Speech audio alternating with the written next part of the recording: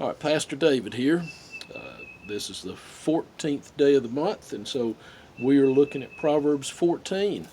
I'm out here on my back deck, which is a never ending process, a never ending project for me. I've recently painted it. I think it looks good. We have ordered an umbrella and a stand for that umbrella. And look forward to this being a nice, comfortable place where we can sit out here and just enjoy our backyard. Uh, my backyard is fenced in. It's where my garden is at. It's where we can enjoy birds and squirrels and the surrounding forest. It's a nice place. It's a good place to sit and enjoy God's presence.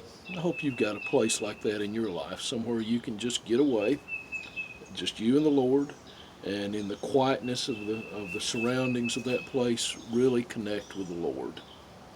Proverbs 14, look at verse 4.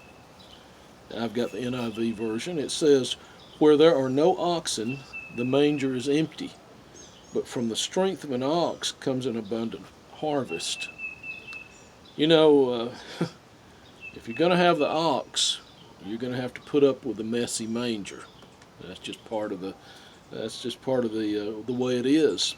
I mean, the strong ox, helps you to have an abundant harvest.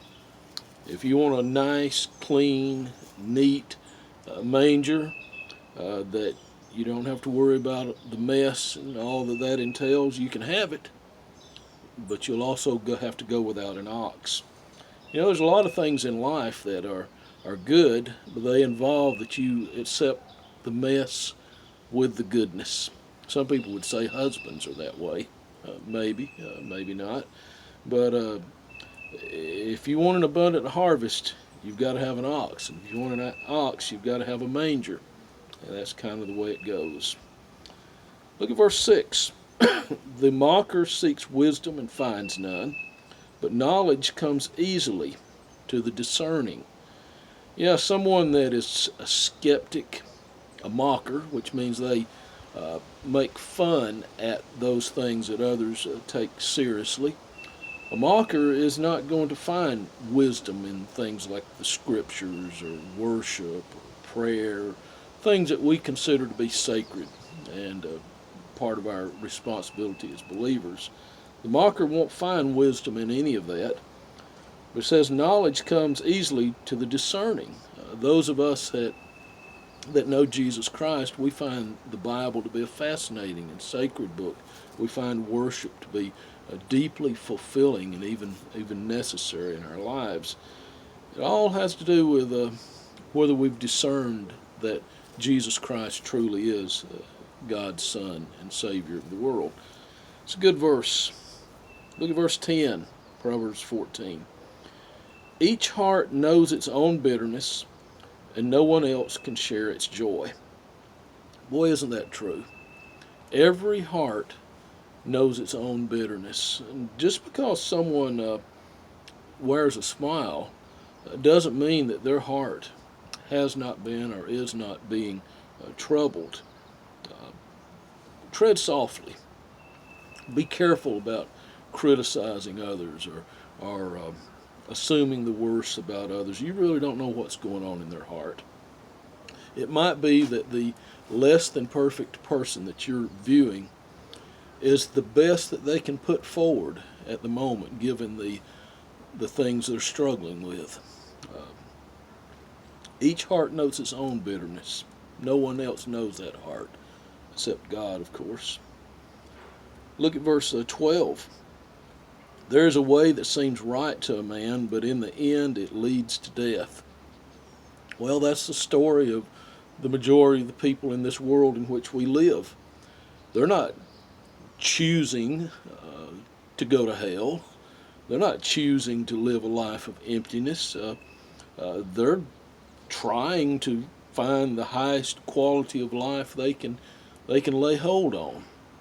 It seems right to them, and the end leads to death. We have the answer, and that is a relationship with God through Jesus Christ. We need these people desperately, even though they don't understand it, they don't agree with it, they need for us to share the good news with them.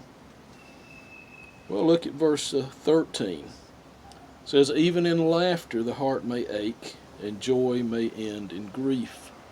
That goes right along with what verse 10 was saying. Not everyone who laughs has a merry heart. Sometimes their heart can be aching. Sometimes we have to look beyond the surface and see what's going on inside that other person. I do believe, as a follower of God through Jesus Christ, that there's a God-shaped hole inside the heart of every human being that can only be filled by Jesus Christ. And that ache is a reminder that we have that need. Look at verse 15. A simple man believes anything, but a prudent man gives thought to his steps. An unexamined life is a shallow life indeed. Someone who assumes about God, that isn't willing to give it the test of thought and consideration and study, is a foolish person. The most important thing in all of eternity is who is God to you? And a simple man really hasn't thought that through, hasn't considered it deeply. And it says a prudent man gives thought to his steps. These things are deserving of the deepest of consideration, the deepest of personal search. Look at verse 21. He who despises his neighbor sins, but blessed is he who is kind to the needy. Kind to the needy.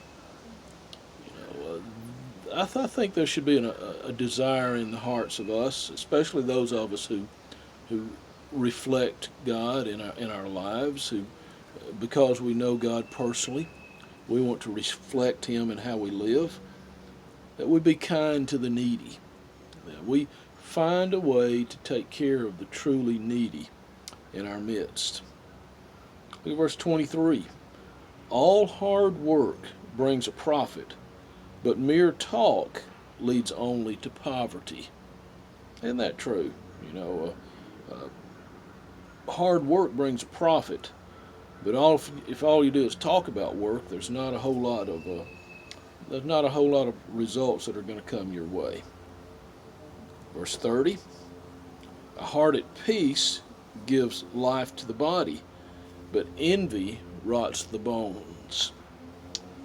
I wonder if your heart's at peace. If you've come to a point in life where there is an abiding, deep-seated, ongoing peace in your heart. That's precious. That's beyond anything that can be bought. And if you've got peace in your heart, then you've got the capacity to be a person that's healthy. It says envy rots the bones. If you're always envious of what others have and always grasping to try to emulate others and their lives, that says that can be bad for your health.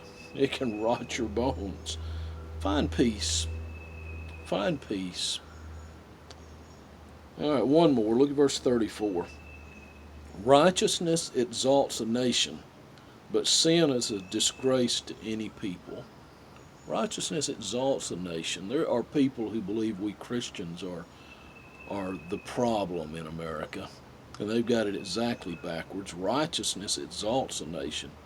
If we want the greatest nation we can have, the best nation we can have, then we need righteous people, which I mean people that love God and consider part of their love for God that they be good citizens. That exalts a nation. All right, you'll want to pick up Proverbs 14, read through those 35 verses and see what you can learn that would make your life more honoring of God. You have a good day.